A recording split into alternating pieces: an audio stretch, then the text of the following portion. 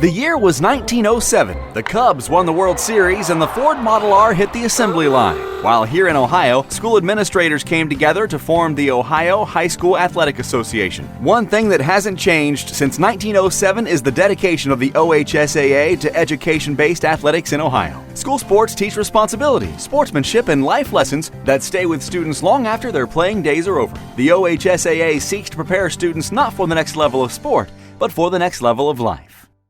Ladies and gentlemen, welcome to the Ohio State University's Value City Arena at the Jerome Schottenstein Center. Ladies and gentlemen, please direct your attention to the video screen above the arena floor.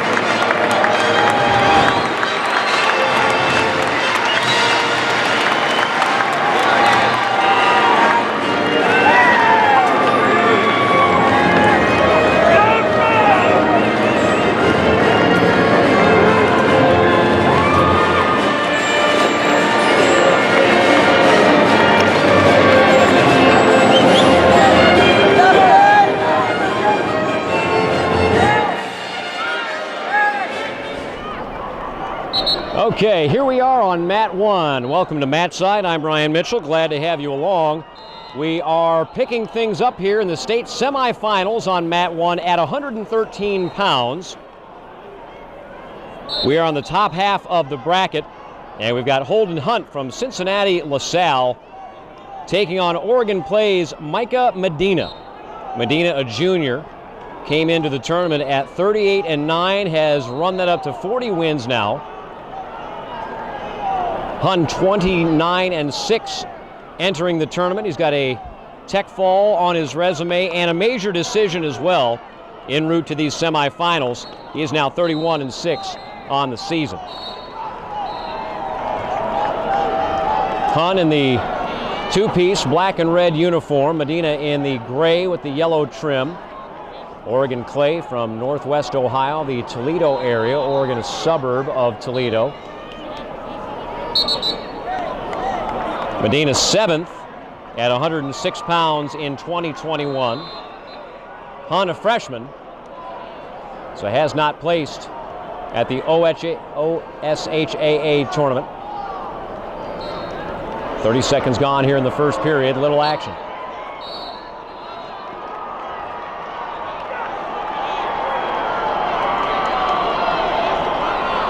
Hun beat Jack DeBow of Mentor in the first round.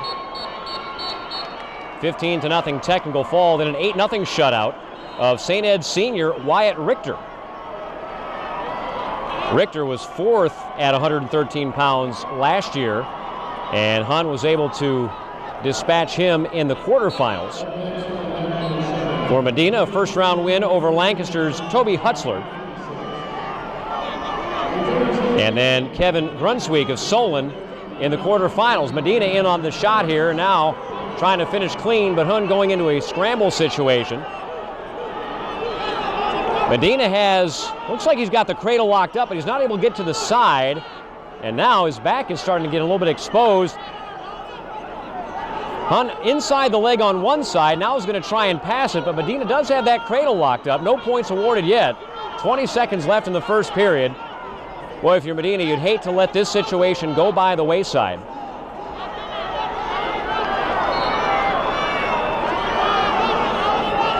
He's trying to bull him over. Medina now able to get to the side. He's got the exposure to his back. There's the takedown, and here comes some back points.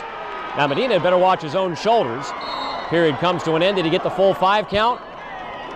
Looks like he didn't even get a 2 count. That's a bit of a surprise. Looked like certainly long enough in exposure for 2 points, but the referee didn't think so. But Medina does get the takedown to go up 2-0 after 2 minutes.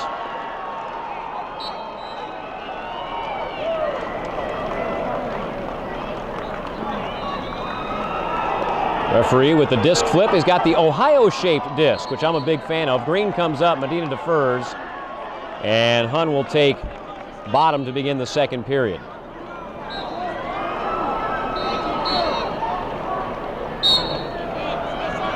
Good switch. And Hun with the reversal ties things up here at 2 apiece, right off the whistle. If you know a guy's got a switch, there are obviously tools at your disposal, but if you're unsure and he hits it right on the whistle, that's why it works. He did a very good job there, Hun, to wind up on top, tying this thing up at 2 apiece. Now going to work on top against Medina.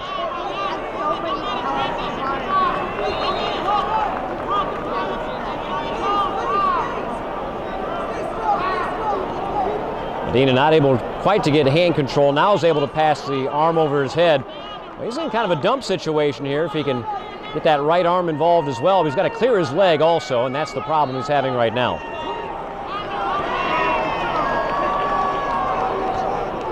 Boy, just real good forward pressure there by Hun.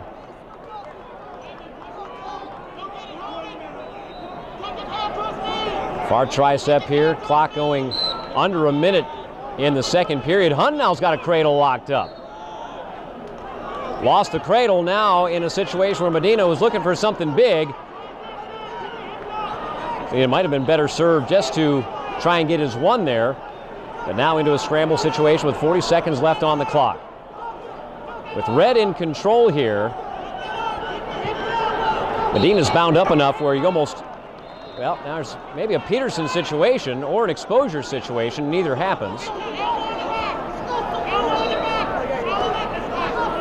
When you get caught up like this, when you're the bottom man, you obviously just want to say, hey, let's get one. But when you get in that scramble position, you're almost forced to try and finish off the reversal because you can't disengage yourself.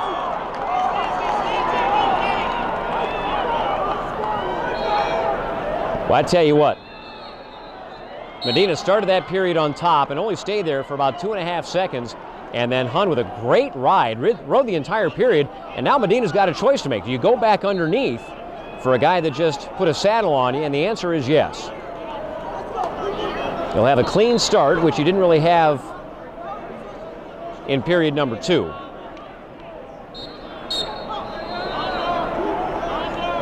Hun obviously showing great acumen on top in that second period.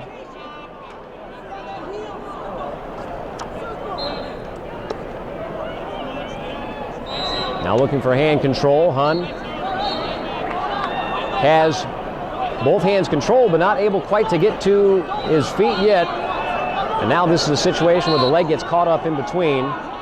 Medina was not able to clear his hips to get out. Under a minute and a half left here in the third period, tied at 2 apiece. And for Hun, he's showing a lot of confidence in his top game. A lot of times in a situation like this, and there's going to be a stall call, and that might change the strategy here a little bit. Now, if you're the top man, you may have to kick out here. You get hit with stalling again, you're going to fall behind.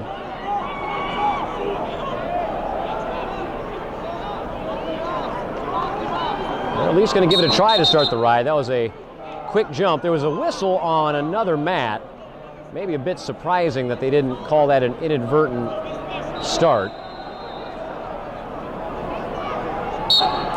Clean that time. Medina into a sit-out position immediately, but boy, Hun doing a really good job of following.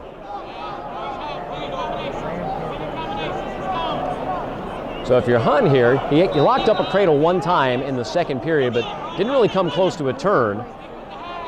If you're the top man, you're hoping for a turn to go ahead. Medina trying to sneak out the back here, but was not really able to get, well, not able to get his traction underneath of him.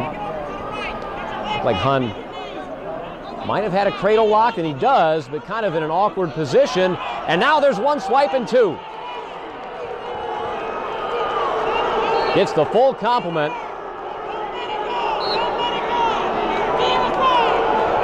Now looking for the fall here, Hun. Medina, with 20 seconds left, is going to be trailing. The points aren't on the board yet, but it's going to be a 5-3 match, and there it is, with only 15 seconds. Boy, I tell you what, for Holden Hun, a clinic on top here, rode out almost an entire period in the second after reversal, and getting the turn he needed in the third. Holden Hun punches his ticket to the state finals at 113 pounds. He will wrestle for a championship tomorrow night.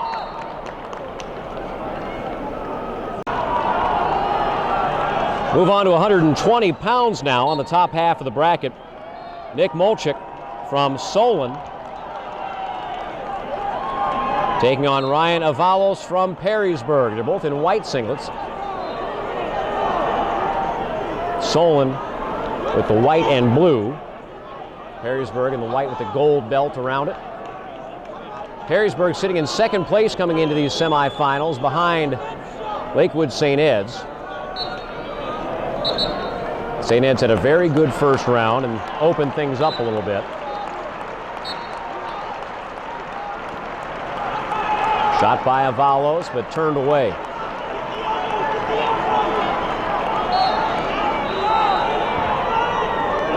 Avalos fifth last year at 106 pounds for the Yellow Jackets of Perrysburg High School. Molchik was sixth at 113 in 2021. Molchik 39-2 on the season. Beat Michael Valerino of Avon Lake in the opening round 8-0, and another 8-0 shutout major decision victory in round 2 against Noah Moreland of Butler. Avalos in on the shot there, but defense and well done by Molchik. Turned away a deep shot.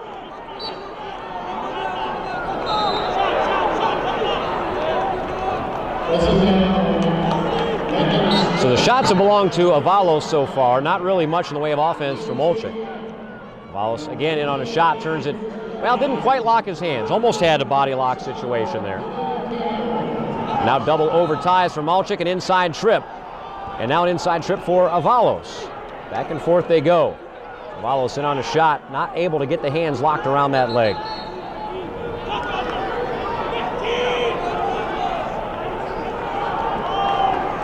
I would not be surprised if we see a stall call here on Molchik at some point in the first period. Avalos has been the aggressor. That's the end of the first 2 minutes with no score. Avalos won his opening round match against Austin McBurney of Massillon Perry by a 7-1 score, and then had a major decision victory over Tanner Spalding of LaSalle in round 2.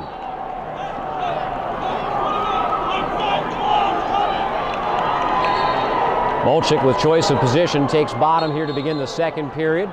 Quick start by the bottom man. That'll be a caution. Of course, you get two before it costs you.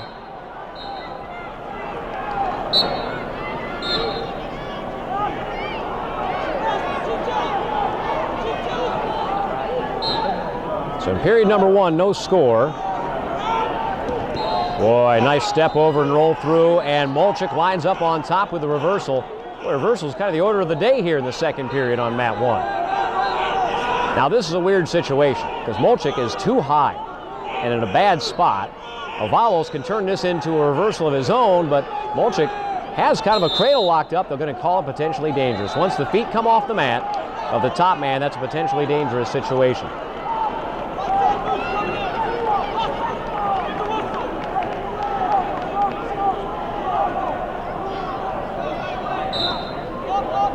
Perrysburg had hopes of maybe running down Lakewood St. Ed's for a championship this year.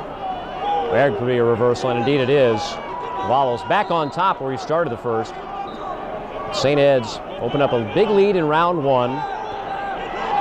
They had more here at the dance than anybody else, and they won all but one of their first round matches, winning on the front side, worth twice as many points as in the consolation. 2-2 match here, halfway through regulation. Under a minute to go in period number 2. Avalos with a mat return, switch attempt. Molchik not able to make good on that one. Another roll through, and this time Avalos able to follow, but now it's back into sort of a strange switch, but actually that turns into a Turk. So Avalos is in a good spot here. If he can keep that Turk and maybe get some exposure. Boy, no counts there.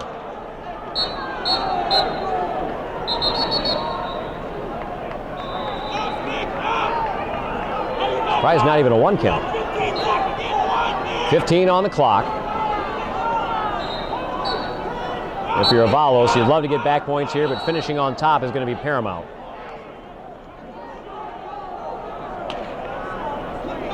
It ticks down to 3-2-1. Avalos will finish out in the top position. So each wrestler with a reversal there in the second. So nothing settled. We'll go to the third. Avalos gets choice of position here, and he will go down.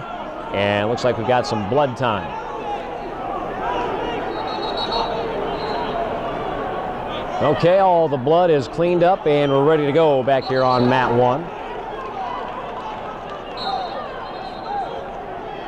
Avalos, little quad pod position.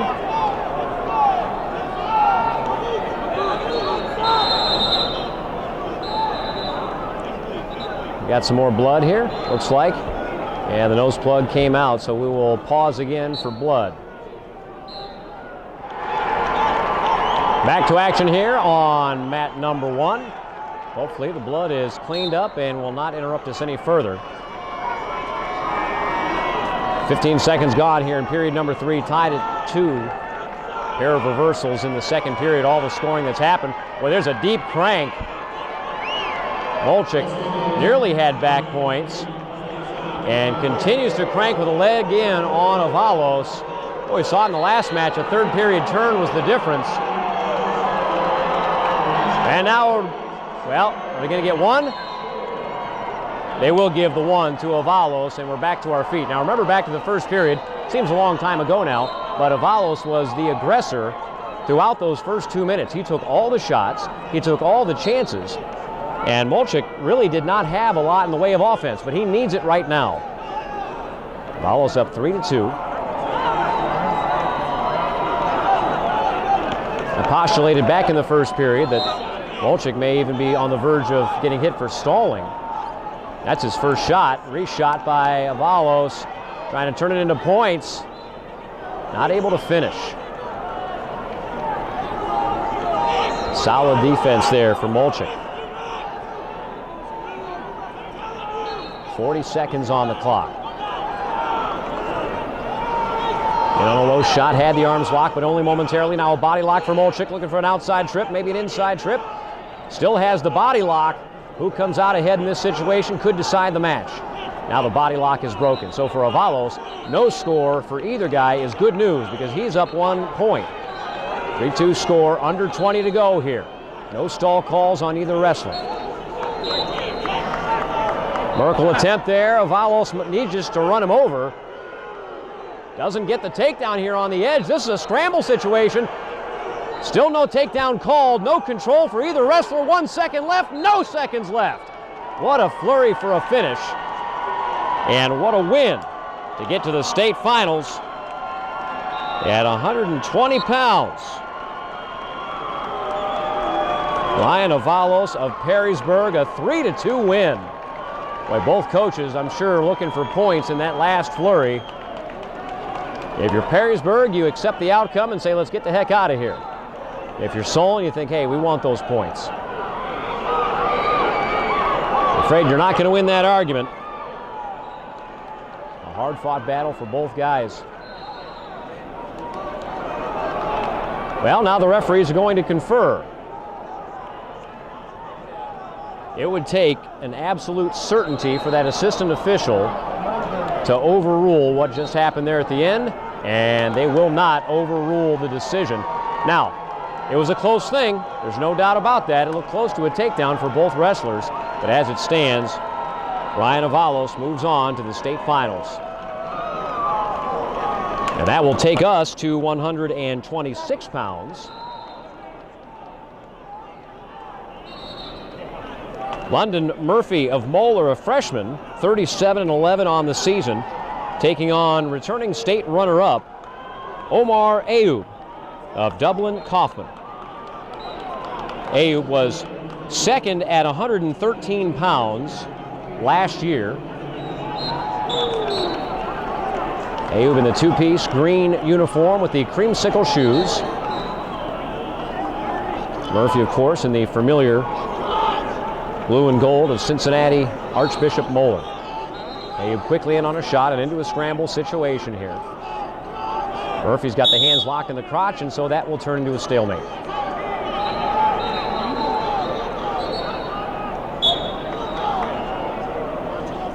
Ayoub just a sophomore.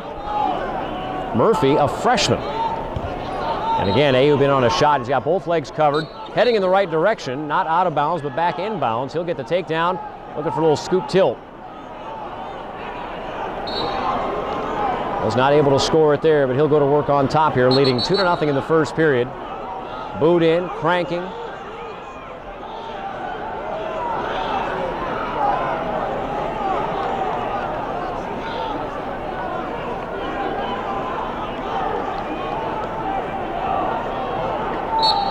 Ayoub's older brother, and 138 pounds, still alive in the state championships, but he is now in the consolation side of the bracket. Ishmael Ayoub lost in the quarterfinals.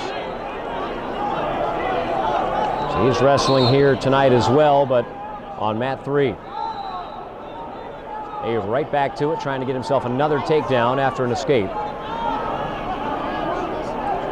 Very calm in all situations, Ayoub. Tall, lanky frame. Huge reach advantage over a lot of 126-pounders. Ranked in the top 2 in Ohio really all year long. Brendan Cernus in the other semifinal punched his ticket to the finals just moments ago, and Ayoub hoping to meet him in what would be a rematch of a semifinal at the district tournament. First period comes to a close. Ayoub was not able to finish off that takedown, but leads 2-1, and winning the toss. He's going to take bottom. He thought about going neutral. Coach is in the corner. Said, let's go down and get the point. Well, you see there, Ayoub quickly to his feet. Tripped back down. Gets the escape. But you saw there on the way that Murphy lined up, he really put all his weight forward and onto the hands of Ayoub. Ayoub tilted about 15 degrees to the side. And referees have been allowing that more the last couple of years than I've seen in the past. And now Ayoub with a quick takedown and a quick kick out. He wants to pour it on here against Murphy. 5-2 score.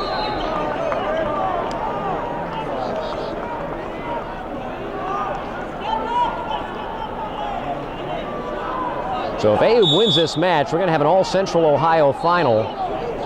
And Central Ohio at 126 pounds was a pretty good weight class this year. 3 of the 4 that made it on from Central Ohio will be on the podium. Boy, with that mat return, that's a slick takedown right there. Or excuse me, 2 of the 4. The other 2, Drake Cerny of Marion Harding and Colton Spurgeon of Mount Vernon, lost in the second round of the consolations. But both were highly ranked heading into the postseason. Roll through tilt there for Ayoub. Hasn't gotten any swipes yet. Got a partial swipe from the referee, but no back points. Up 7-2 with 30 seconds to go here in the second period. There were several highly touted ranked wrestlers that were left out of the state tournament from Central Ohio this year. It's generally speaking one of the tougher weight classes, and you go back to before the weight classes were modified, 125 pounds. There's a lot of high school talent right about that 120, 125, 130-pound range. Ayub now looking for back points. He's got a half in. He got one count, but time ran out. So 2 periods gone. Choice to Murphy. And he's pointing down, looking into his corner, and he's going to take top here. Thought about down. Listen, it's a 5-point match, so strategy has to play in. If Ayub is going to be able to ride for a minute, that 1 point you get is not going to be worth that minute.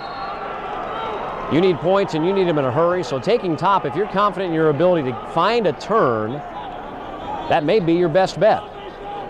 Murphy did not really come close to a takedown on his feet. Ayub has fairly dominated the match in all positions to this point, but right now Murphy riding hard. He's going to need 2 turns, or a turn and a pin, obviously, wins him the match. The problem with that strategy is Ayub knows that as well. He's not been hit for stalling. So if he just maintains solid position, doesn't lay with his head on the mat, well, and there's a stall call from the referee with Ayub just kind of laying flat there. He's got his head up, but he's not really making an effort to get back to a base, so that's why the referee issues that stall call. But if you're Ayub, that's fine. You can take that. You can take another one even.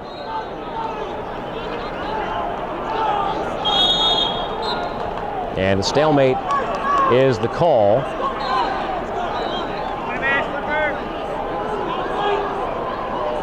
Clean start for Ayub with 53 seconds to go, and quad pod up to his feet. Murphy going to try and mat return here.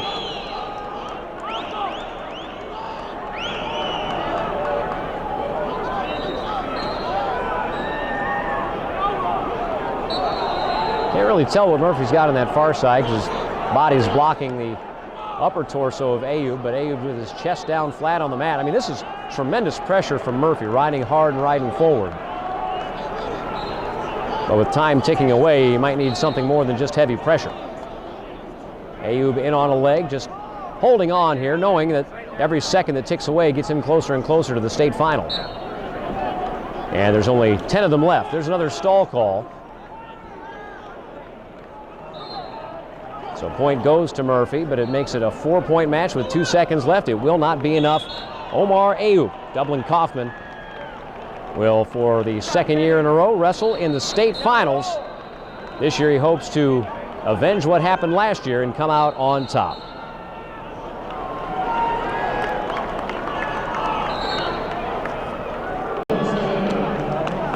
£132 now, and another Central Ohio wrestler from Dublin, but this time Dublin Scioto. It is Ty Wilson, 51-4 on the season, a returning state champion from 113 pounds, so up several weight classes this year, Wilson. Taking on Chase Pluhar of Brecksville. Pluhar in the black singlet, Wilson in the green and gray, and Wilson out to a quick 2-0 lead with an early takedown. Pluhar finished 3rd at his district at Hoover.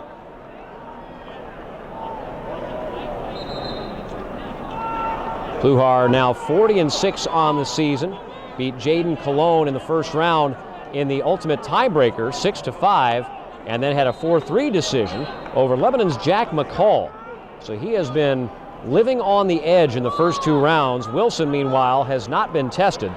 A 16-1 tech fall in the opening round against Simon Taylor of Centerville, and a major decision shutout 8-0 victory over Allenson Denkins of Perrysburg in the quarters. Wilson in near fall criteria, getting some back points here as he has Pluhar exposed. So the 2-on-1 tilt. Now he's got the leg in on the near side. He's not been given his points yet, but he's going to try and punch this through and work for a fall. There comes the points. And so now he can get a fresh set if he can continue to work hard here on top, up 5-0 with 30 seconds to go in period number 1. A little swim action here from Pluhar, trying to turn it into points with a front headlock situation. There's the 1-point escape issued, and the wrestlers are back to neutral.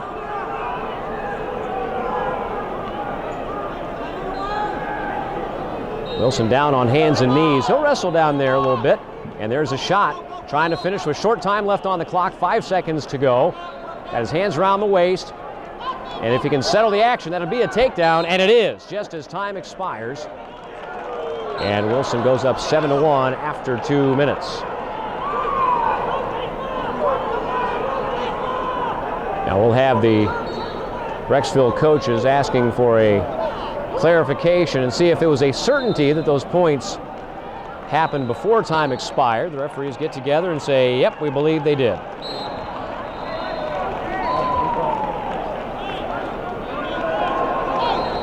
So Pluhar will begin the second period in the bottom position. Wilson, as I said, a state champion a season ago, actually beat the guy that won the last match, Omar Ayoub. After Ayoub had beaten Wilson in the sectional final and the district final the preceding weeks, Wilson got the one that mattered, winning a state championship. Well, there's a... Wait, did he get exposure? I don't see the ref making any swipes there. You got 2 of them.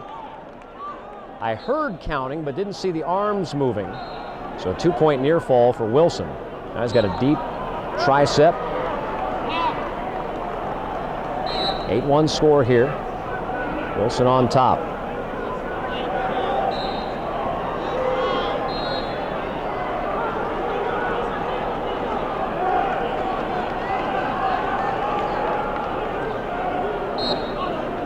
Wilson gives the escape. 6-point match now.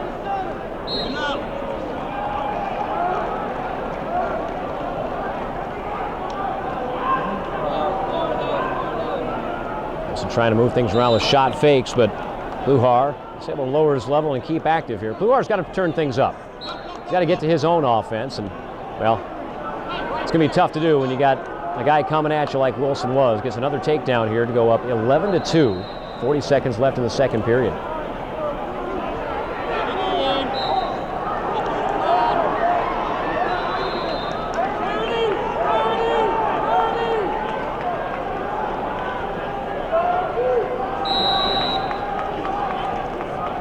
Both of these wrestlers obviously guaranteed top 6 placement. You get to the semifinals, you can do no worse than 6th place. Nobody wants to be satisfied with that. You want to keep climbing up that podium as best you can.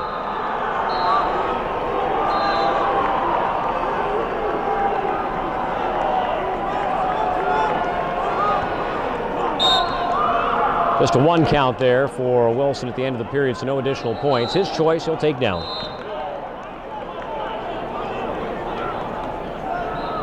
Wilson beat Evan Butcher of Westerville North in the district final at Hilliard Derby. Wilson will be the only Central Ohio wrestler to place here at 132 pounds. Butcher and Wyatt Moore of Hilliard Davidson both lost in the second round of consolation. They were 2nd and 3rd in the district. David Backus, Marion Harding lost his first 2 matches. So it's Wilson representing Central Ohio, trying to do so in the state finals. This is Pluhar's first opportunity to be on top, and he's got, looks like a pretty good hard ride here, but he's going to have to get a lot of points and doesn't have a whole lot of time to do it. From that far side boot. Wilson was busy fighting the top leg, and the bottom leg came in, and now they're both in. And if you're ahead or tied and you're Pluhar, this is a good spot to be in, but he's not tied. He's down by 9 points. Stalemate call.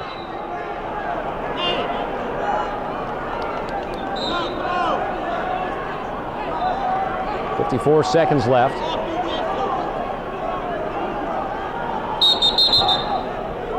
Caution that time on the top man, Pluhar, for an early start.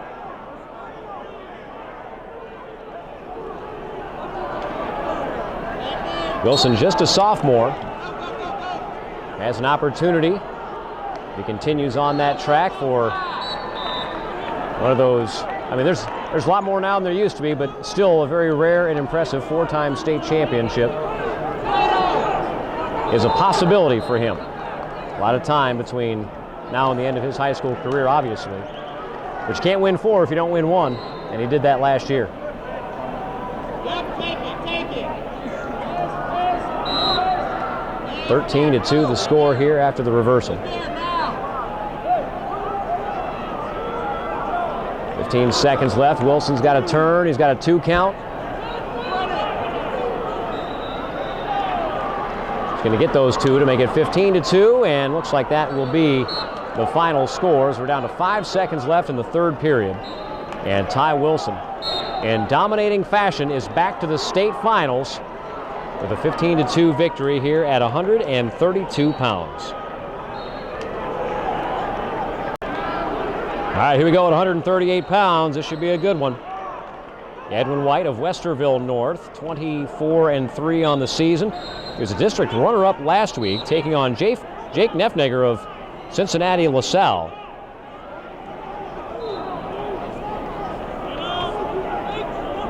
Neffneger has twice been a runner-up at the state tournament, 2019 and 2021, at this same 138-pound weight class. So all 4 years of high school, Neffneger has been at 138. Well, cow catcher position here, and White with an inside trip turns it into a shot. And out of bounds they go.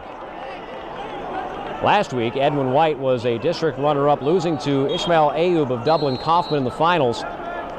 Again, Ayoub lost in the quarterfinals to Nate Burnett of Elyria. But Ayoub will be a place winner. Boy, what quickness there from both wrestlers. White nearly had the takedown. Neffneger just kept his feet moving. White in the black singlet from Westerville North. Neffneger in a deep shot, and this should turn into 2. And it does. Well, he got in, covered those hips in a deep, deep way.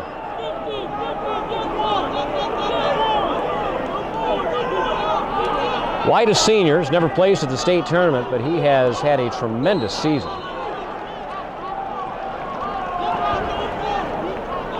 David Grant, the coach from Westerville North, they always do a great job.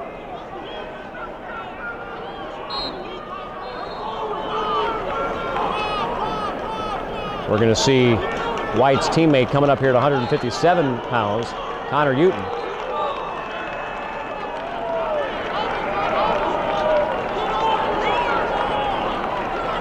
Not many teams can say they have 2 wrestlers in the state semifinals in Division I. Westerville North is one of them. Neffneger, though, riding very, very hard here to close out period number 1. White not able to get the escape.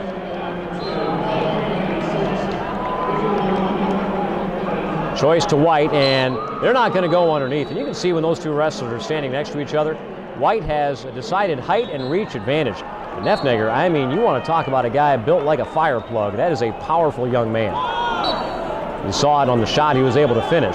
White had a couple of good scoring chances early, but wasn't able to get through the heavy legs and hips of Neffneger.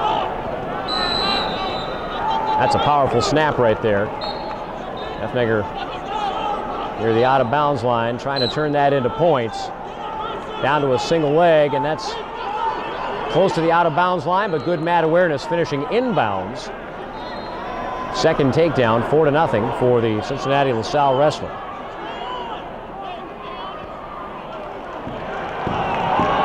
Edwin White beat Maslin Perry freshman Landon Johnson in the opening round 13-6, and an 11-5 win over St. Ed's freshman Bradley Eaton in the quarterfinals.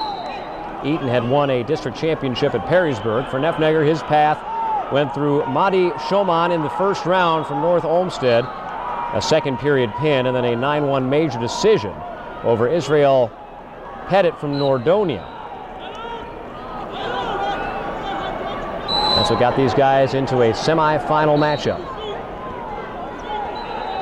Well, that's a great snap to a shot there from Neffneger. That's something that all wrestlers should be watching. That setup to the shot was tremendous. A lot of wrestlers get caught in that snap and they want to say, okay, let's keep wrestling with the front headlock. But he recognized that White was going to keep coming up, and it put it into a great spot to get a shot. Well, he's been in this spot a couple of times, finally catches the cow catcher. Takedown, back points coming, and Neffneger looking for the fall. And gets it. And so for Jake Neffneger, his third trip to the state finals. The only time he didn't get there is when COVID wiped out the 2020 state championship. He'll be looking for his first title tomorrow night.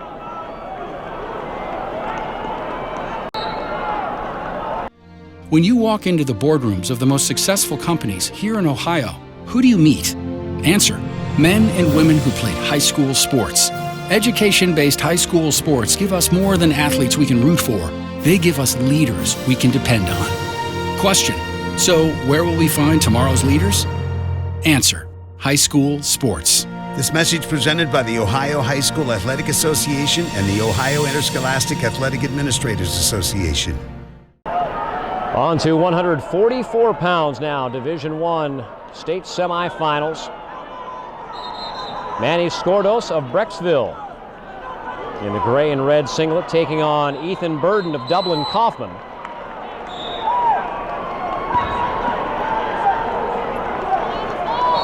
Burden in the black singlet.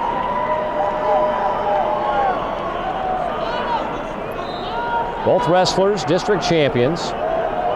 Burden won the Derby district. And Skordos at Hoover. Burden in on a shot, a whizzer near the out of bounds line. That's going to be tough to finish, and they don't. They go out of bounds.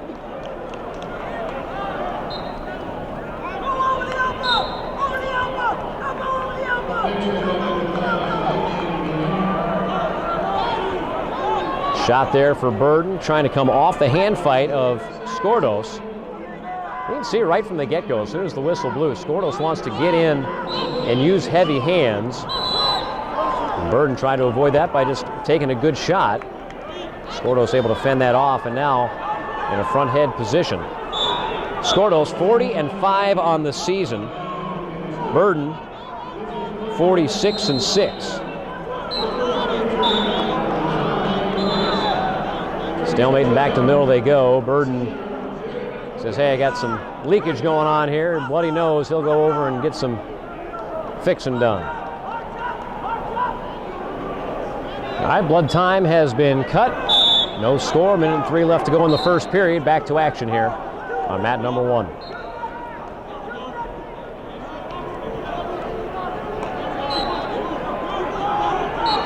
High pace for both wrestlers. Burden in on a shot, trying to finish things off. Wasn't able to kind of get that leg wrapped to finish off the takedown.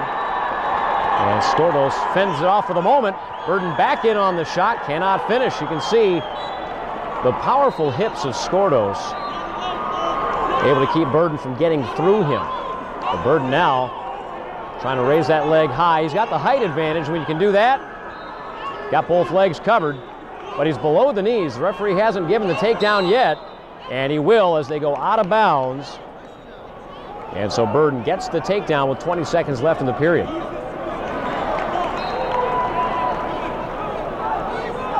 That was smart for Burden, using his height advantage. If you got a single leg, you can get it up high off the ground against a wrestler shorter than you. He's going to have a hard time defending.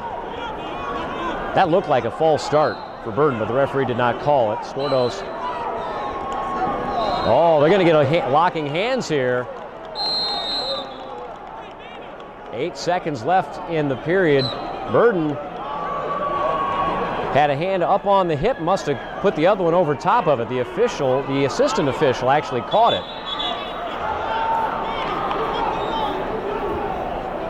So if Skordos can get a quick escape, he could tie things up here. That's a big penalty point.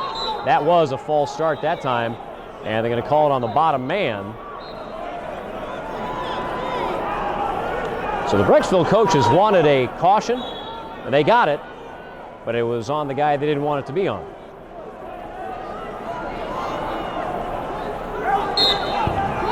Clean start that time. Burden throws a leg in on his feet, keeping one foot on the ground to keep the clock moving, and that will be the end of the period, but a stall call on Burden.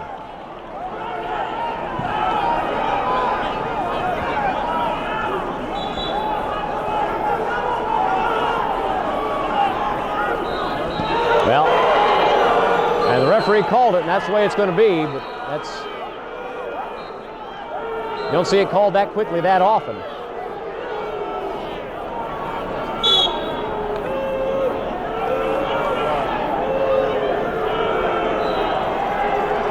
Got blood time here again for Burden. So we'll pause here momentarily. All right, here we go at the start of period number 2. Skordos with choice of position takes bottom. Boy, to me, it looked like Burden lined up illegally there. I don't think he was on the elbow. Potentially dangerous as they come to their feet. And Burden's going to go optional start here. You can ill afford another stall call. And Skordos has been able to get to his feet. And so that ties it up.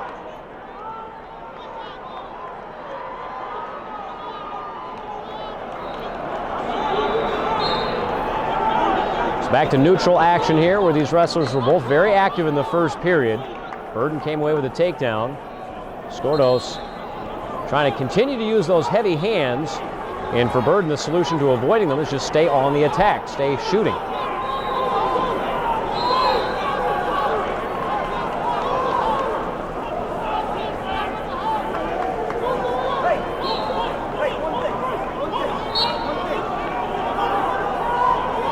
Clock ticking down to 1:15 and a stalemate.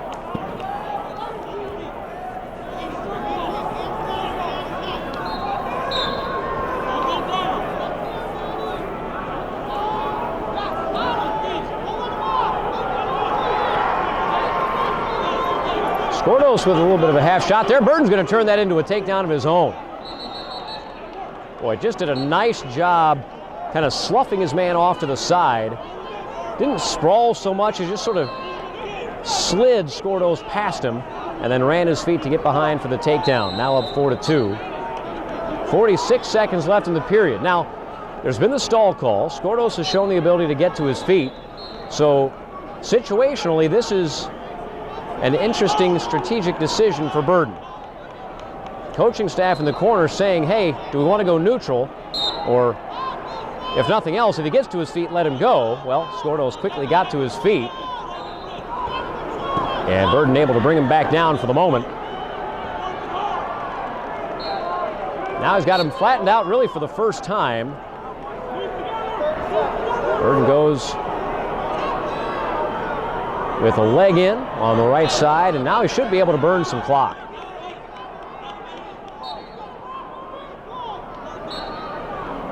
This is where Skordos does not want to be. Stretched out down on the mat. Not able to use his, I guess you'd call it a power advantage. And we've got a potentially dangerous, I don't know if the figure 4 there slid down sort of against the knee joint, and that's what forced the stoppage. But it gives Skordos a clean start, which is what he wanted. So that's an advantage for the Brecksville wrestler.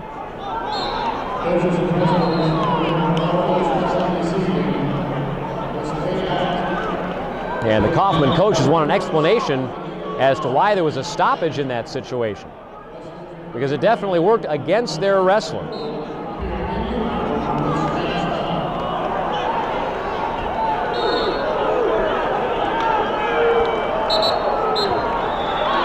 All right, now we're going to get a caution on Burden that time for having a tight waist. And really, by my count, that should have been the third, possibly fourth caution on Burden from the way his starting position or jumping early. He's only been caught for one of them.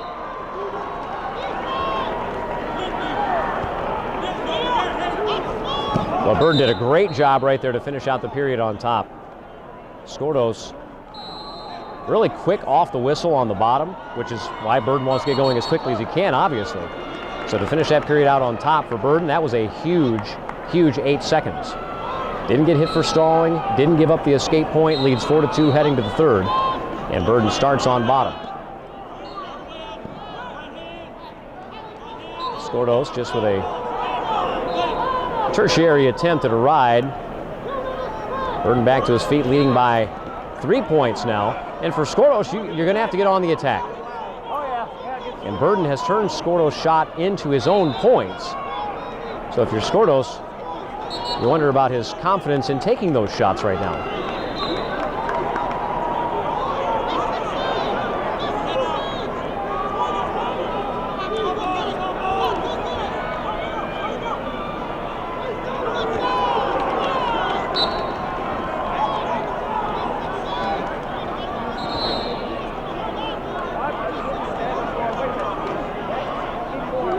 If you're Burden in this position, being ahead by 3 points, you can get in a spot like this, burn some of that clock away. The referee is going to call a stalemate here with 1 minute and 2 seconds left. Now, because Burden's been warned for stalling, he can't just sit down there because he gives up that stall point and then a takedown. Well, then you got yourself a square match.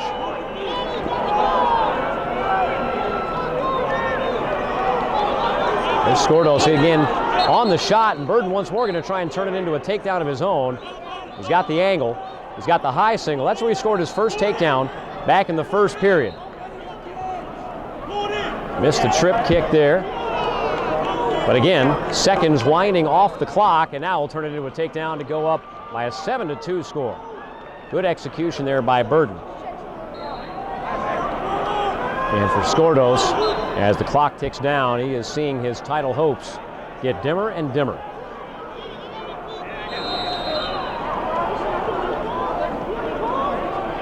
Xander Graham of Taves Valley lost in the quarterfinals, but has moved on to the third consolation round, wrestling in this round as well. He is guaranteed a top 8 place. So 2 Central Ohio wrestlers from 144 will stand atop the podium. 10 seconds left here in the third period.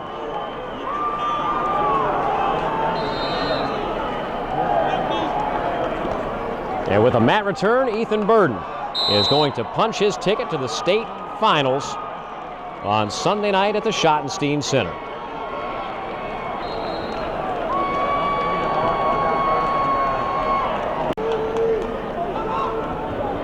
£150 here. No Central Ohio wrestlers involved in this matchup, but you've got Tim Smith of Coleraine taking on Chris Ernest of Wadsworth. Wadsworth in the red and white singlet. Coleraine Cardinals in the black and red.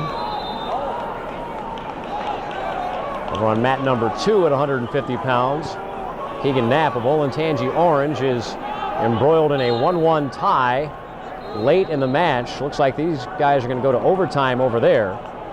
So Central Ohio looking for a finalist at 150. And if he gets there, we're going to find out right here on mat number 1 who his opponent's going to be. Tim Smith, 32-3 on the season. First round pin over Michael Frank of Solon. And a major decision, 14-3 over Reynoldsburg's Logan Smalley.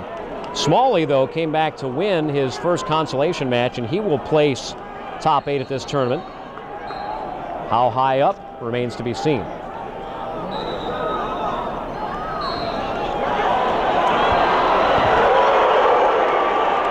And over on mat number 2, Keegan Knapp just got taken down in overtime, so he will wrestle Smalley to see who goes on to the consolation semifinal. So Central Ohio will not have a finalist at 150. 2-0 lead here for Ernest. And now with some near fall. Ernest looking for the pin. Millimeters away. Boy, it looked like he had it there. Boy, rather than teeing it off, he wants to try and get parallel. He turns that into an airlock.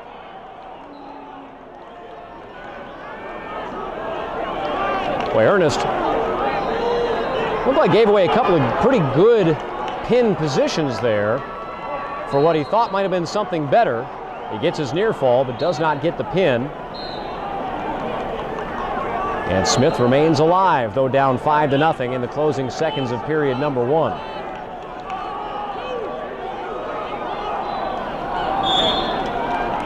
First period comes to a close.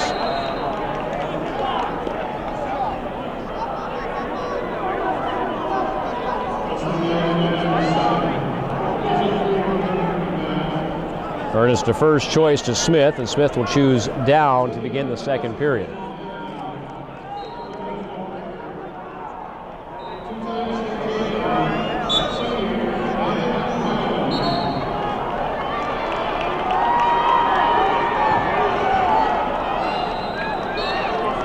See what Ernest has from a clean start in the top position after getting a takedown, turning it into near fall in the first.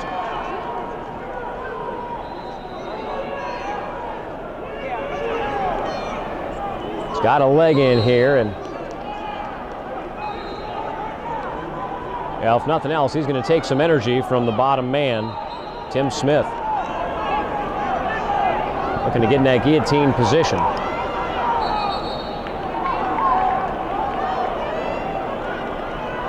Referee on the spot, trying to make sure that doesn't turn into a potentially dangerous situation.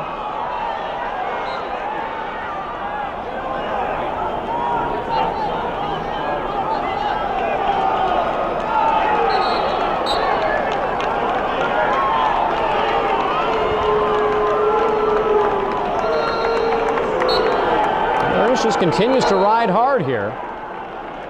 Not really come all that close to a turn, but just keeping the pressure on. Well, now he may have one. There you got a 2 count. He's not going to get the full 5, but he's got 2 back points coming his way. 30 seconds left in the second period. Now the points are awarded. And a stalemate called in that I got your ankle, you got mine position.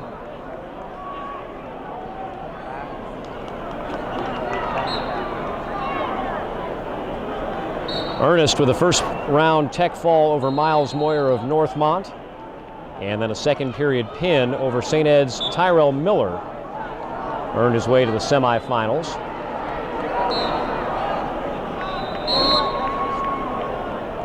Ernest was 4th a season ago at 132 pounds, and Smith was at 145, finished 8th in 2021. So both of these guys will be back on the podium for a second year.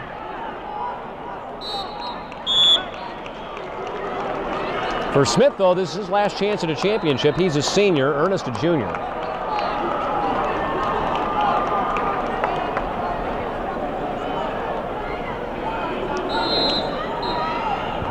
Third period, Ernest takes bottom. 7-0 score.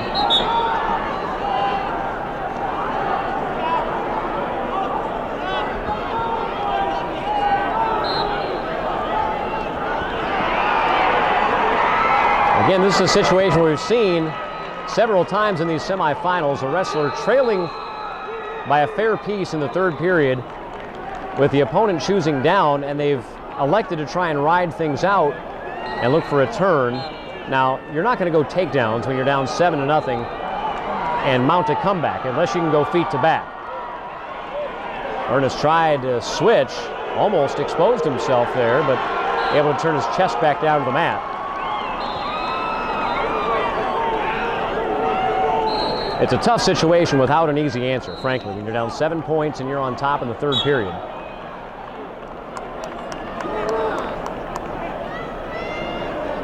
Even if you kick a guy out and hit a 5-point move, you're still going to be down 3 points if you don't pin him. And Ernest now looks like maybe has a little twinge of something on the side of the mat, so we've got some injury time here. You get 1.5 minutes of injury time, but if you take a second injury timeout, even if you have time remaining, your opponent gets choice of position. And if you have to take a third injury time, even if you have time left, that's the end. You have to medically forfeit after a third injury time. So Ernest uses up about 35 seconds of his injury time there. They'll cut the clock and he'll get back to the middle.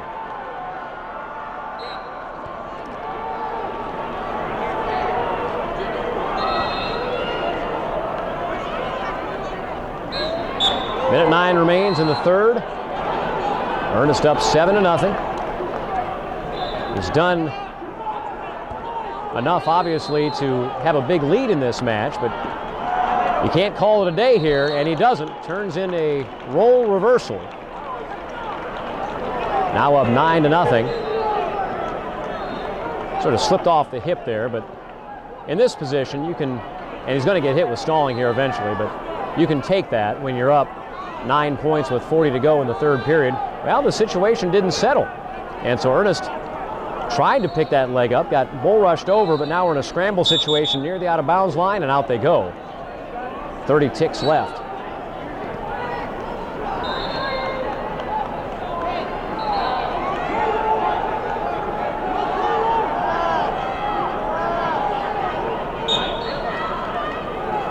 Clean start. 25 seconds to go for Ernest. He will grab onto a leg and hold on here for the switch attempt of Tim Smith. And they're going to hit him for a stall call with now 10 seconds left on the clock. That stall call is not going to matter a whit. Doesn't cost him a point, and he'll just stay right there content with a 9-0 victory as 000 hits the clock. And that's how it finishes at 150 pounds in the top half of the bracket. Chris Ernest will wrestle for a state championship on Sunday night at the Schottenstein Center. 57 pounds now. Arguably the top wrestler in Central Ohio, Connor Uten of Westerville North in the black singlet with the gold maroon stripes up the side, taking on Luke Marsh of Lebanon in the black singlet with some maroon and white on there.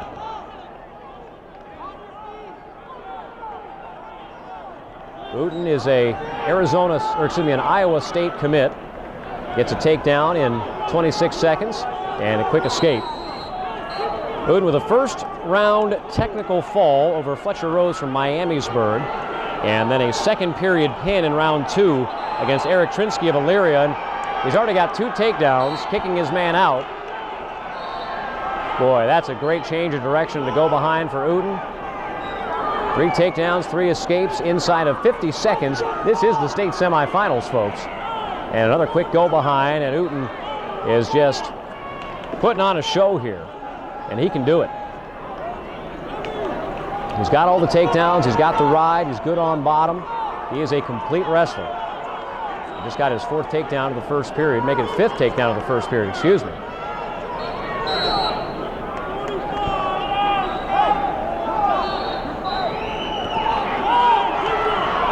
Under 40 seconds left to go. And Uten's going to go for another one, or 2, or 3. 30 seconds left to go, heavy hands. Boy, and just doesn't stop moving the feet.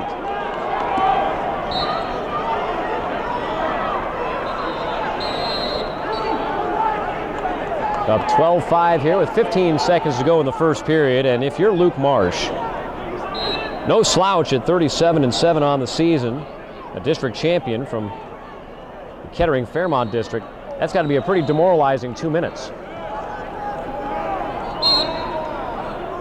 Marsh never really came close to anything even approximating offense. Uten wins choice of position. He'll go neutral right away. Figures there's no real need to go on bottom. Risk that position. Boy, the in and out, the hand fight, the movement of the feet, that's what works. That's what wins. Uten nearly had himself a side cradle. He saw it there momentarily.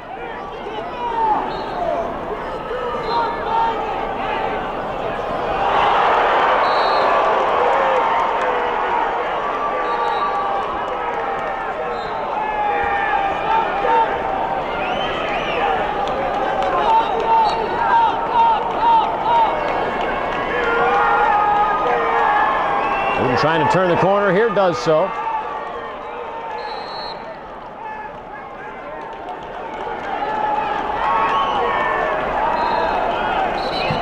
A 16-6 advantage.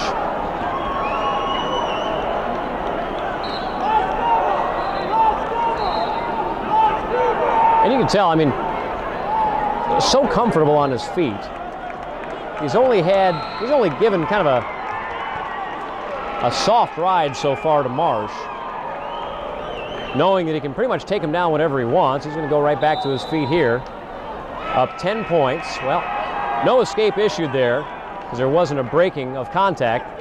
Now there is. The referee just now giving the one escape. Boy, Uten now he's just basically getting Marsh down to his hands and knees and walking his way around. 20 seconds left in the second period. It's a 12-point match. If Uten could find a 3-point turn here, that would be a tech fall.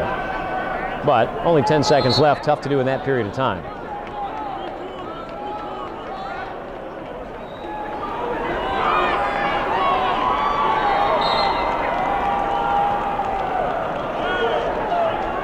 That giant cheer that went up a few minutes ago was from mat number 2, Jarrell Miller of Lakewood St. Ed's, with a late victory over James Scafuzo of Medina Highland. A big, big win for the St. Ed's freshman. If this score holds, that'll be Uten's opponent in the state finals. Quick go behind for Uten.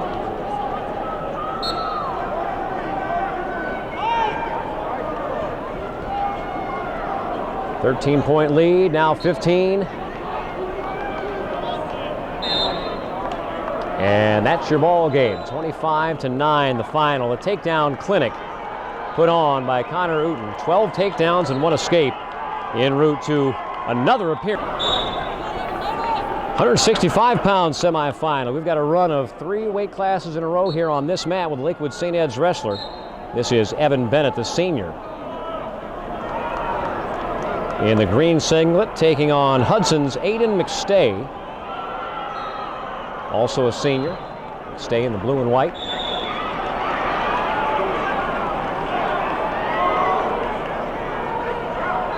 McStay, maybe a bit of a surprise to be here in the semifinals. He was a 4th place finisher at the Hoover District. First round,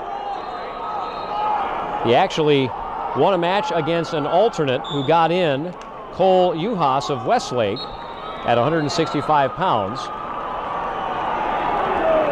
And McStay beat him with a 3rd period pin and then a 3-1 victory over Aiden George of Centerville in the quarterfinals to ensure a spot on the podium. No matter what happens here, he'll finish top 6. Bennett was also not a district champion, finished runner-up at Perrysburg to Miles Takats of Perrysburg.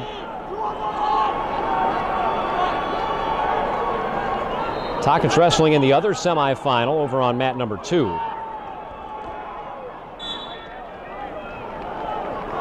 Bennett 18-6 on the year, a 1st period pin against Springboro's Matt Kowalski in the opening round, and then a 7-2 win in the quarterfinals against Jeremy Olsko of Nordonia.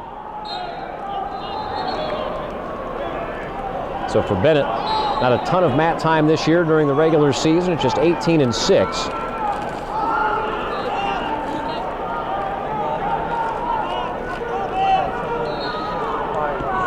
Bennett, a runner-up last year at 152 pounds, gets the takedown with short time in the 1st period.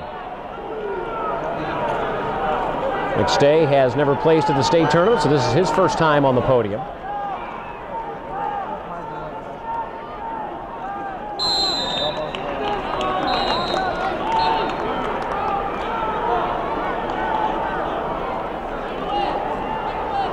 Finishes out on top and chooses bottom to begin the 2nd period. No Central Ohio wrestlers will finish on the podium at 165 pounds.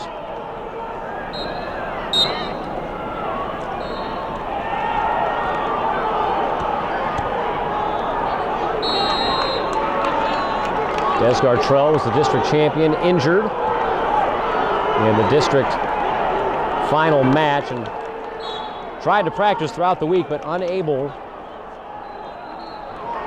to compete here.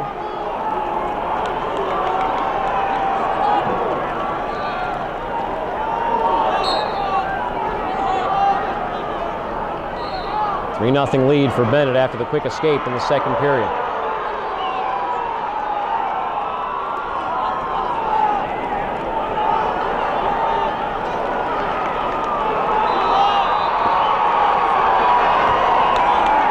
Bennett with a takedown, goes up 5-0.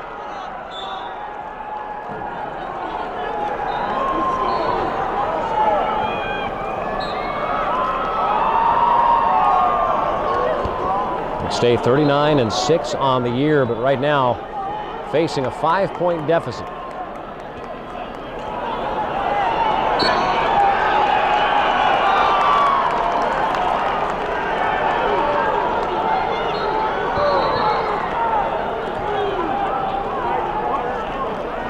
Bennett continues to ride hard.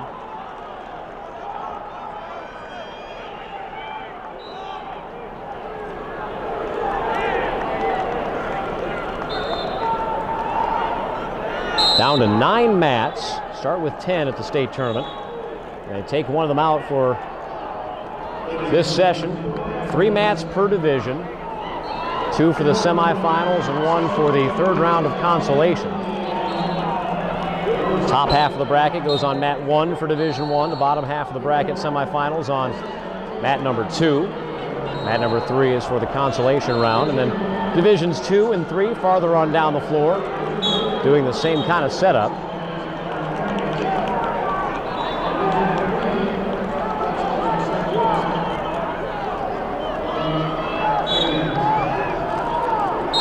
Second period comes to a close with Bennett on top and a 5-0 lead. One thing that you may notice, we pan the camera, no team scoreboard up this year. Of course, in the past, it was one of the great things to look at when you were here, to see the giant boards stacked up, and they would update them pretty close to real time for the team standings. Lakewood St. Ed's leading Division I, and though Perrysburg and even Dublin Kaufman had hopes of possibly unseating St. Ed's if everything went well, looks like that's not going to happen. St. Ed's with sheer force of numbers and success, well out in front. St. Paris Graham is well on their way to another Division II crown. Legacy Christian in Division III. I don't even know if they could stumble and lose at this point. They are pretty far ahead of the field. Good battles for second place in all 3 divisions, though. Get that runner-up trophy.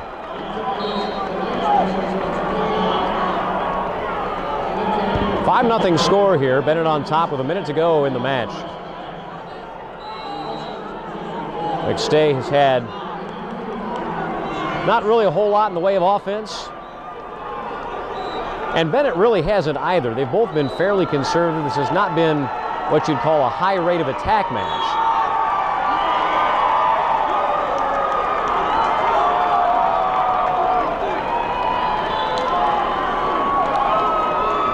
Stall call there on Bennett.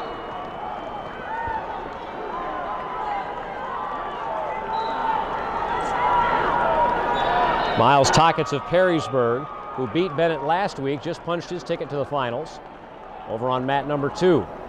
So Bennett trying to finish this one out over the next 12 seconds and earn himself a rematch and try and flip the script from a week ago.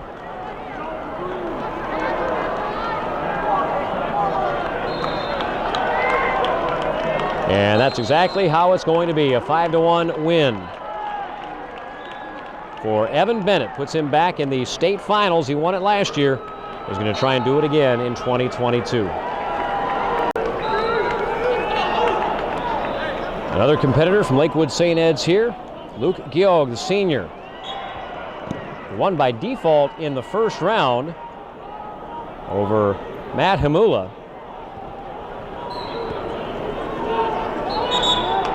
And then a tech fall in round 2 against Moeller's Kurt Thompson, taking on Luke Venadia of Brecksville. Both of these guys district champions. Venadia 31-2. Tech fall in the first round over Jackson Hawker of Perrysburg, and it's Geog with the first takedown. Venadia, a major decision 15-5 win in the second round over Marysville's Colton Powers. Venadia 7th last year at 170 pounds, a weight class where Geog finished 2nd.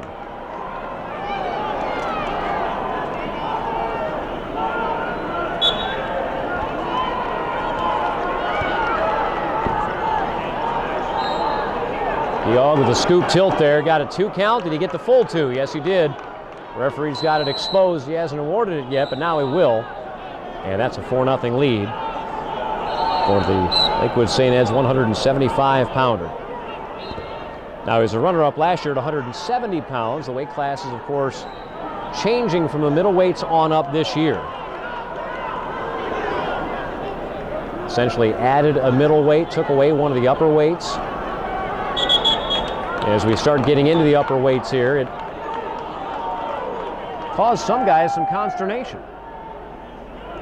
And they basically squeezed 195 and 182 into a single weight class at 190.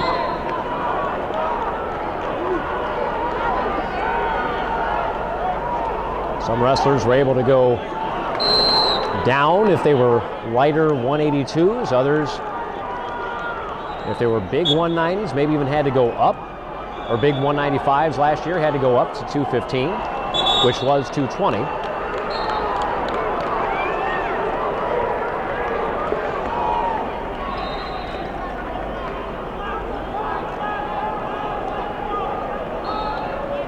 Nothing. Georg in the lead. 50 seconds left here in period number 1.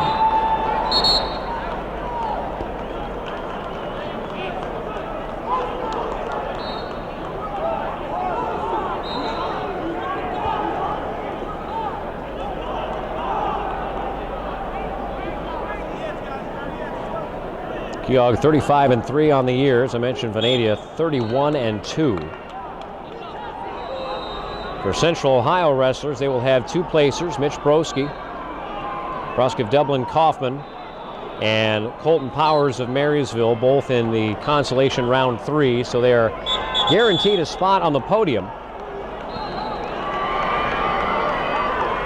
Wrestling this round, if they win, they move on to the consolation semifinals and will face the wrestlers who do not win in the championship semifinals.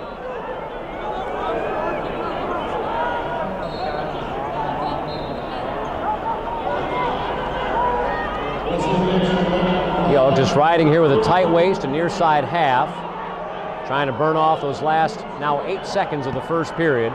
And Venadia just really doesn't have an answer to this point. Got to his feet there, but out of bounds, and now 3 seconds left in the first period for Georg to try and close it out with a 4-0 lead.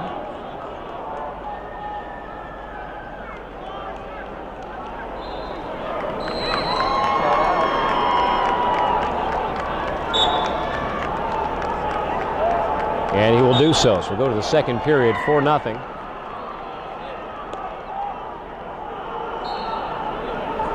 Venadia defers, and Georg goes right to the bottom.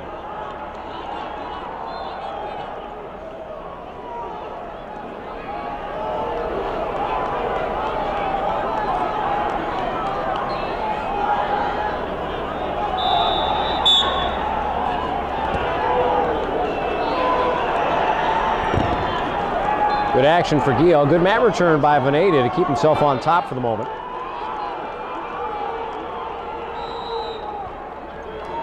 Switch to a sit to an escape. 1 point, and we're neutral at 5-0.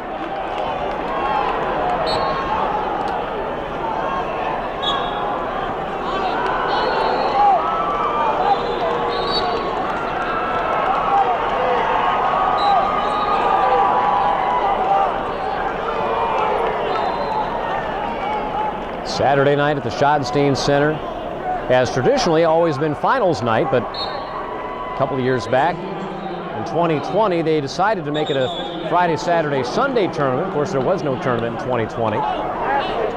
So it used to be Friday night fireworks, the semifinals, one of the best nights of high school wrestling. When you get to the state tournament, there's no guarantee that your best matchup is going to be in the finals.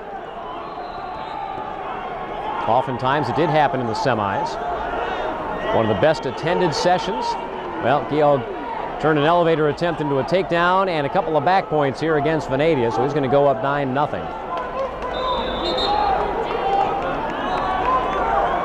Referee still holding the 2 because the Turk is still in effect.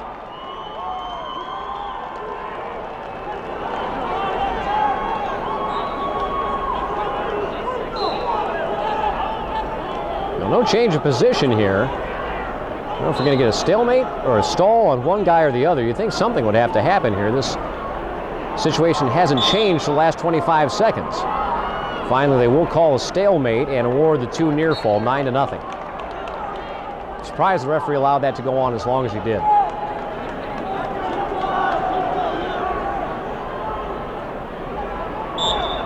Seconds left in period number 2.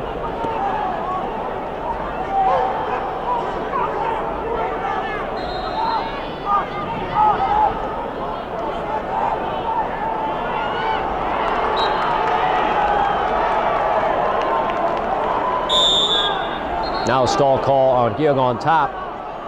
Just sitting on the hips there. A little cookie bar ride, but not really making much of an effort. And he looks perplexed at the stall call. Seemed reasonable to me.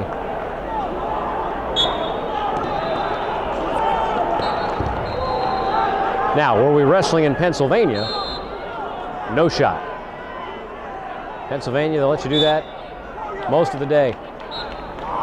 That's the end of the second period, and they'll go neutral to begin the third. Georg up big here, 9-1.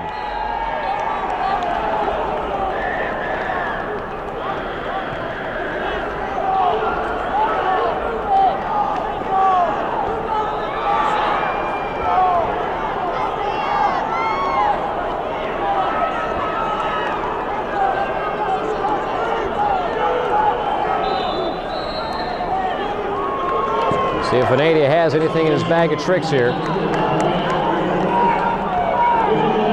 Obviously not used to being in this position.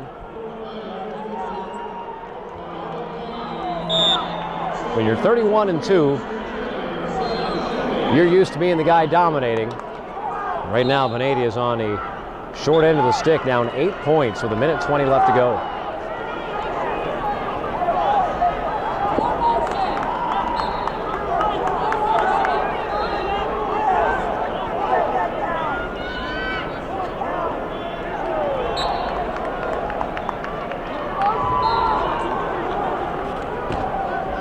Minute left in the match.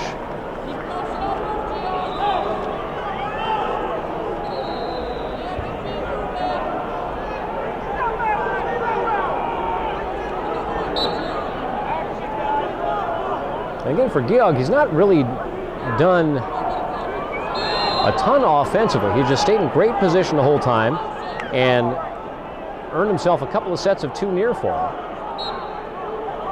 And for Vanadier, he's just not been able to get through him.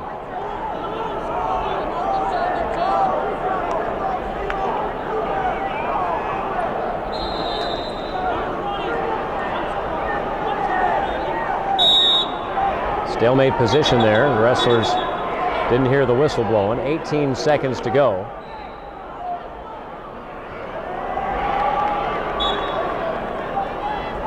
Georg has been warned for stalling, but that's not going to be a factor here, even if he gets on roller skates, which he's had in the last few seconds here. Vanadier with the takedown that will cut into the lead a little bit, but the escape makes it a 6-point match again, and time will expire. Those two who know each other well showing respect here in the semifinals, but it's Luke Georg moving on to the state championship match. 190 pounds here on mat number 1, top half of this bracket. And this should be a good one. Camden McDaniel of Taze Valley in the blue singlet taking on Johnny Slapper of Lakewood St. Ed's. Third straight St. Ed's wrestler on this mat.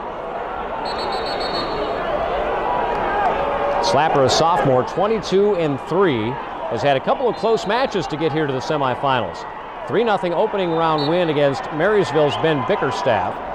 And then he snuck by Jonathan Sanchez of Moeller 3-2 in the quarterfinal.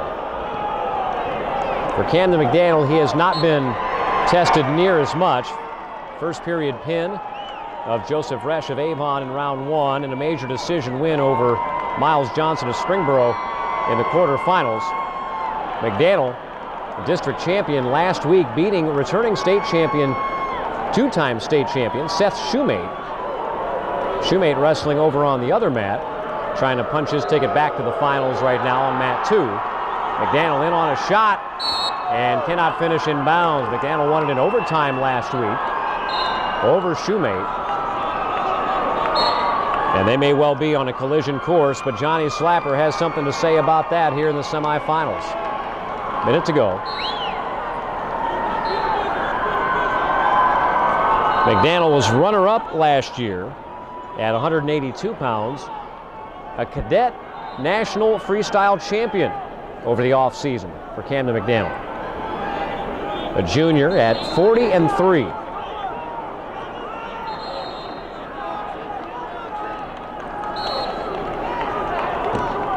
Finished runner-up to Salvatore Perrine of Nordonia last year in a 5-4 match. And McDaniel's going to get hit for stalling here. Heading to the out-of-bounds line. No score, 25 seconds left in period number 1. A lot of solid hand fight here in the first period.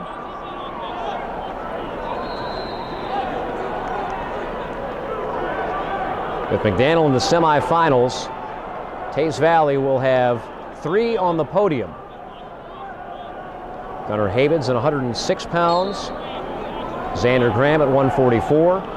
They're both in the wrestlebacks, but they've moved deep enough into the bracket to ensure placement. First period comes to a close scoreless. Choice to McDaniel, he defers.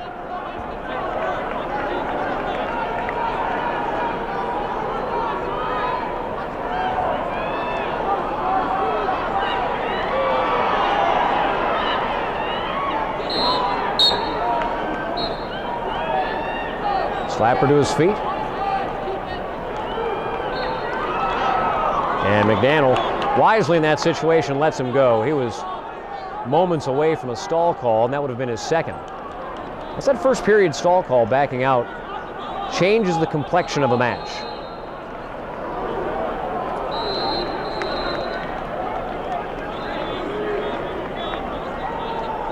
McDaniel trying to work inside, and Slapper doing a great job keeping elbows tight to control the ties here.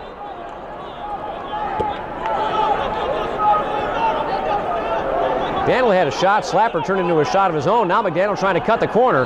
Not a whole lot of room to work here, but if McDaniel can get his hips up on top, he may get the 2. He's got his hips up on top, but Slapper still has the ankle on the far side of the head, so there's a long way to go for either wrestler to score a takedown here. Slapper nearly does it, has both ankles out of bounds. The referees will confer. No points. Well, St. Ed's coach Heffernan wants an explanation. Slapper was down around both legs, but very low, not above the knees. And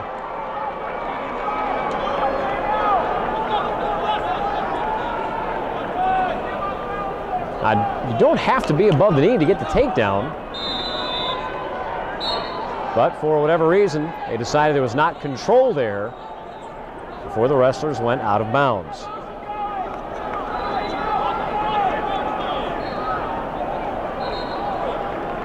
So a break for McDaniel. Still a 1-0 match here in the second period.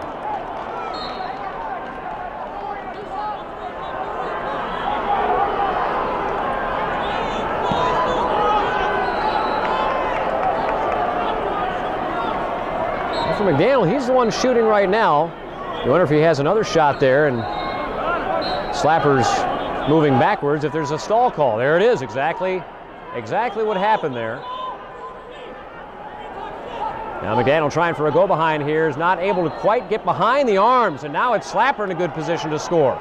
10 seconds left, and so if you're McDaniel, you got to defend here. If you're Slapper, you got to try and get a quick finish. 5 seconds remain.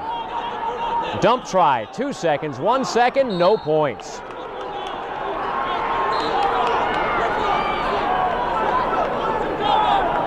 Well, that was a flurry of about 18 seconds where both wrestlers looked like they had a takedown opportunity and neither could capitalize. So 1-0. Slapper with the lead heading to the third, and McDaniel takes bottom as you would expect, and now looking for a reversal, and he's going to get it. So McDaniel goes up 2-1. He was not able to ride Slapper really at all in the second period. Oh, roll through tilt, but he's in trouble. 1 count, 2 counts.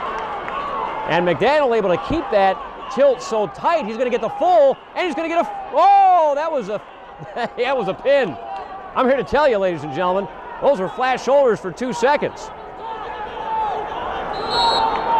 He's going to get the 3 near fall, and that's a big advantage for McDaniel.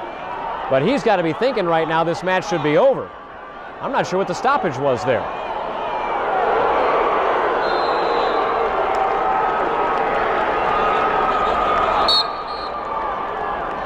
I don't know if that was I have to go back and look to see if that was a stalemate situation. Certainly didn't look to be potentially dangerous. Well, Seth Shoemate on the other mat has won his semifinal. He's back in the state finals for the third year. McDaniel riding hard here with a minute to go. Slapper flat on the mat, now bases up.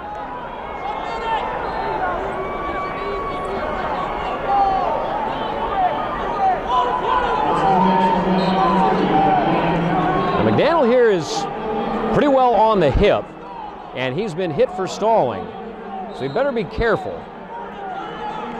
A stall call, an escape, and guess what? You're within a 2-point margin.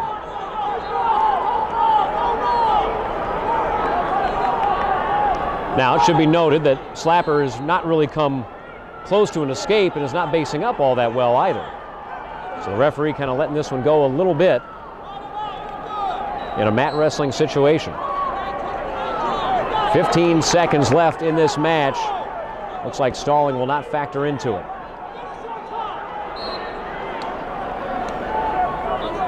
Boy, that roll through tilt.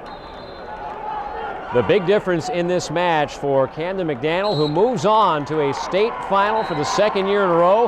And it'll be all Central Ohio as he takes on Dublin Kaufman's Seth Shoemate for the 190-pound championship.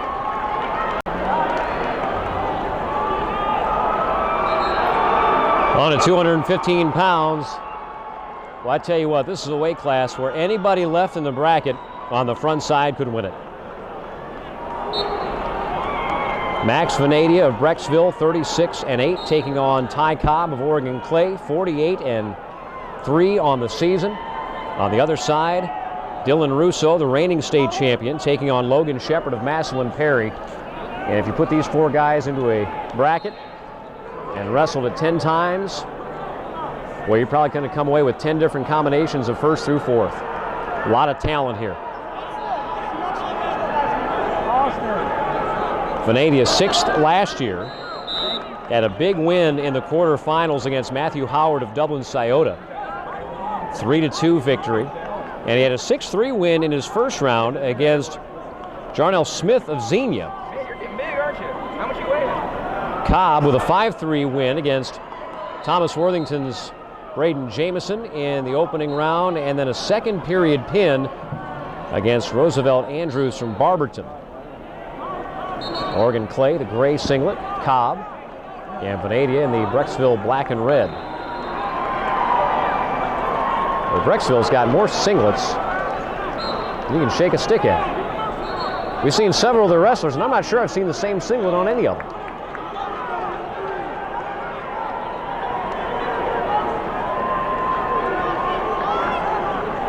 I think they even had a guy earlier wrestling in a two-piece uniform.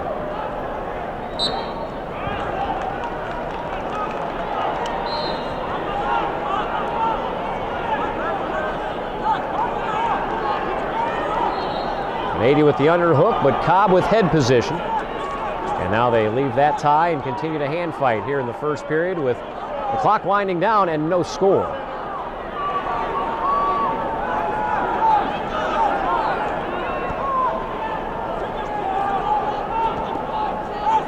Now it's Venadia on a shot. He's got the hands locked on that single leg. Seconds remain, and now they don't. First period is over.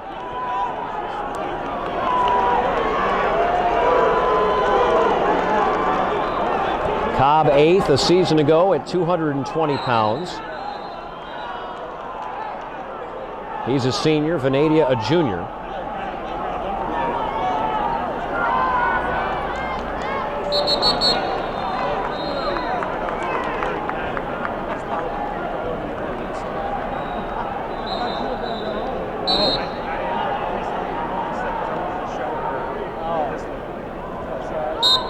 Now we're underway in period number 2.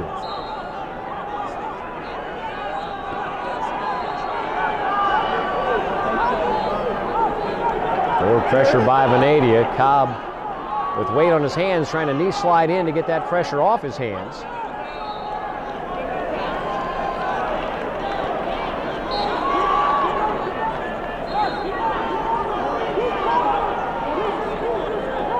Venadia able to slide an arm bar in. Now he's got that arm up on his hip. This could be damage. Referee right on the scene, calling it potentially dangerous.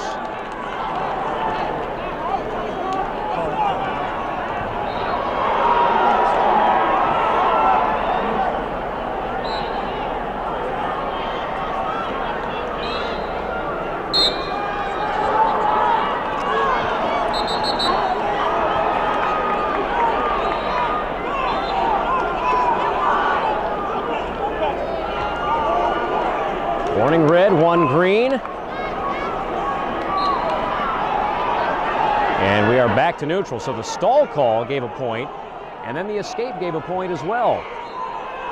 And they go out of bounds. We got a restart here, and Cobb wound up putting Venadia right to his back.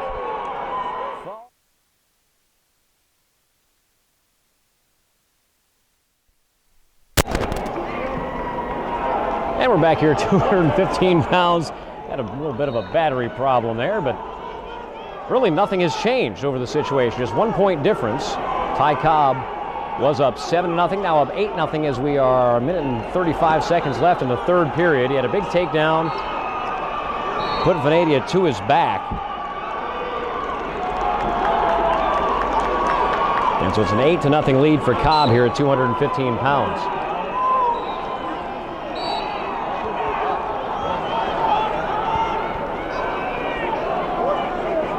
Minute 13 to go here.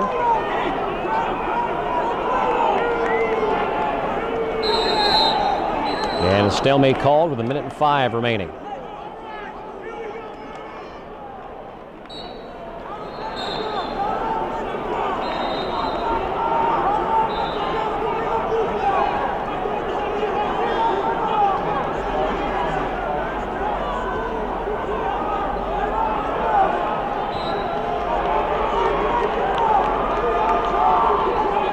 .45 left on the clock. It's Cobb in on a shot, still pushing the pace, and they go out of bounds.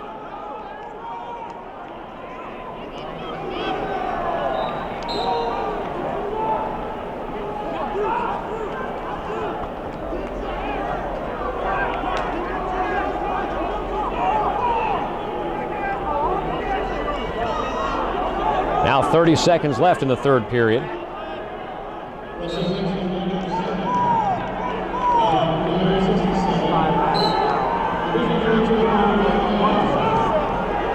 Cobb now holding position with 20 seconds left.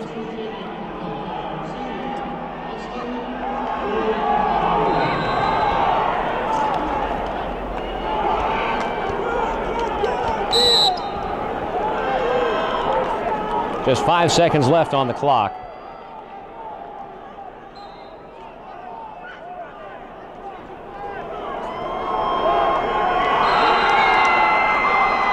And that'll do it. Ty Cobb, one of the greatest hitters of all time, is going to wrestle for a state championship at 215 pounds tomorrow night.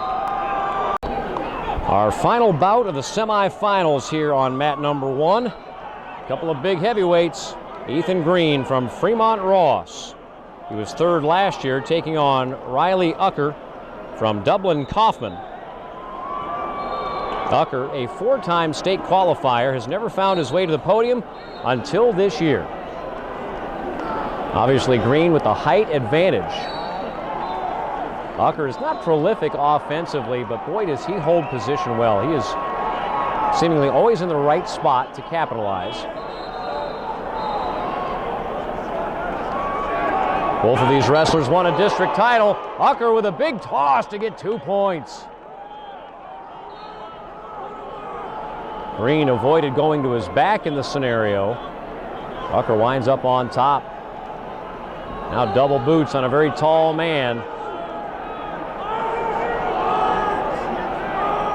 And once Green's hands come off the mat, that's going to be a potentially dangerous situation.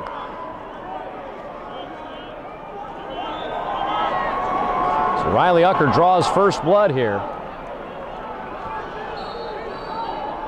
Ucker with a major decision victory over Austin Dye in the first round of Midview, and then got by McCary Harden of Cincinnati Northwest in the quarterfinals, 11-5. For Ethan Green, a 3-0 win over Westerville South's Tyler O'Reilly in his first match in a second period pin. against Aaron Reese of Wadsworth in the quarters. These are both full-sized heavyweights, to be sure, but very different body styles.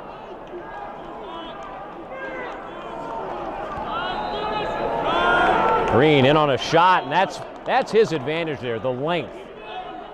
The ability to get deep with the arms and cover ground. And he goes up 3-2. Out of bounds they go.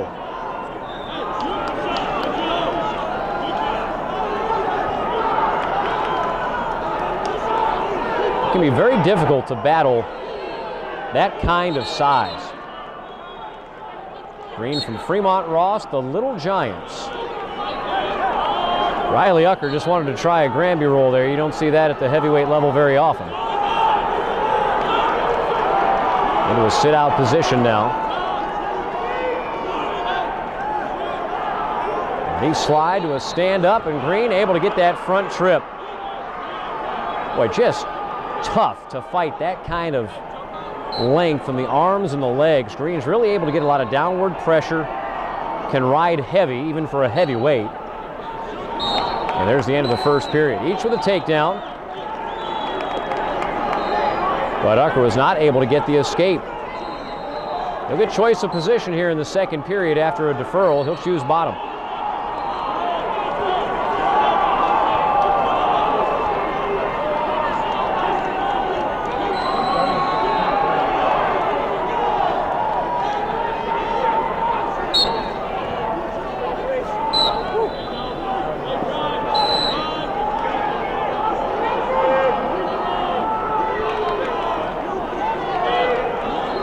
Green just with that heavy forward pressure. He's got a half in. And try and rake it across his knee here. Ucker took the momentary loss of pressure into a sit-out, but not able to continue to motion. And now he is flattened out against a very big man on top.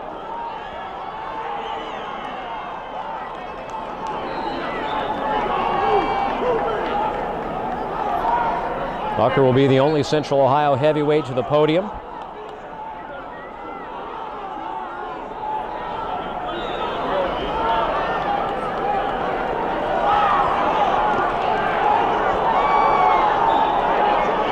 Last year, Central Ohio had the heavyweight state champion, Bradley Weaver, won it in his home gymnasium. There were 3 different locations for the state championships last year.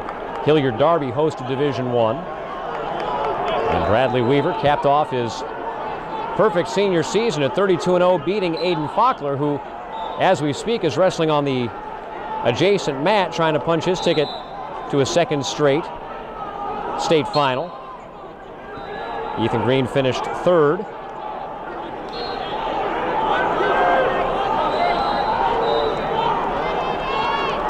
.45 seconds left, and Green just continues to make Ucker wear him.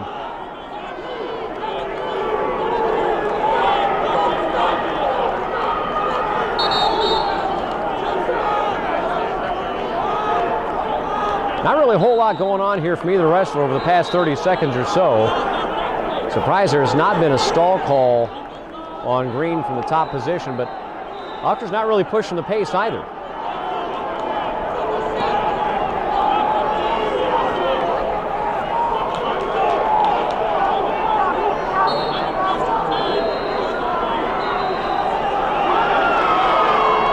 I'm shocked there hasn't been a stall call here. We are still in Ohio, right? That's the way the second period is going to end. Green will choose bottom. Ucker says, nope, let's go to our feet. He'll give him the escape point. It'll be a 4-2 match. Now, Riley Ucker had to burn an awful lot of energy on bottom in that second period.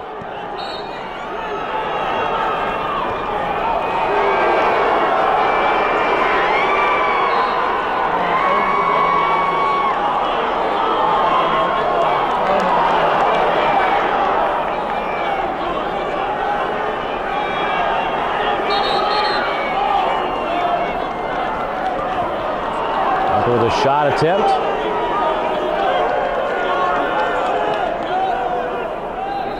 Just a takedown difference here.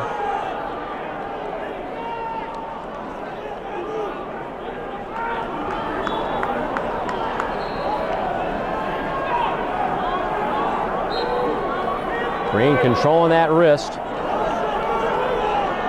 And again, he does not have a stall warning, so he can play a little defensively here. Another shot or two from Ucker will probably get that stall call.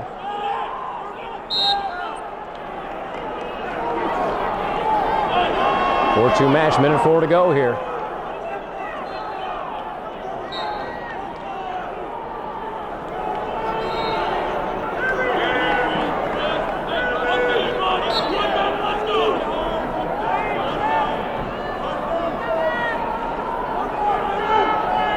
For Riley Ucker, it's an interesting situation. If you get a takedown too early in the match, in the period rather, I don't know if he's confident he could ride Green long enough to finish out with a tie and go to overtime.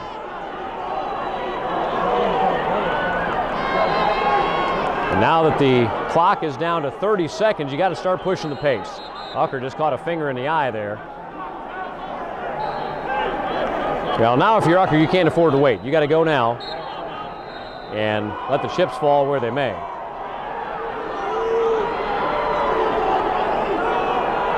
Green keeping him at arm's length, and those are long arms. There's a stall warning, but it's not going to matter. Green can run, and run he will.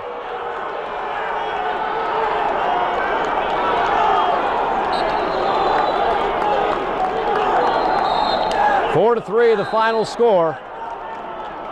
Green heads on to the state finals at heavyweight, and that is going to be that here from mat number 1. So 14 weight classes. We will have 14 finals tomorrow night here at the Jerome Schottenstein Center. Thanks to Reagan Mitchell for running the camera here and letting us know that the battery was about to die. I'm Ryan Mitchell for Matside. Be with us tomorrow night for the state finals. Hi, I'm Archie Griffin. Whatever the sport, wherever it's played, there's one thing the student athletes, coaches, and fans can all share: sportsmanship. The Ohio High School Athletic Association's Respect the Game campaign reminds us that school sports are about so much more than wins and losses. On behalf of the OHSAA, let's all do our part to make school sports a fun, positive, and rewarding experience that student athletes will remember for a lifetime. Every game, every time, let's all respect the game.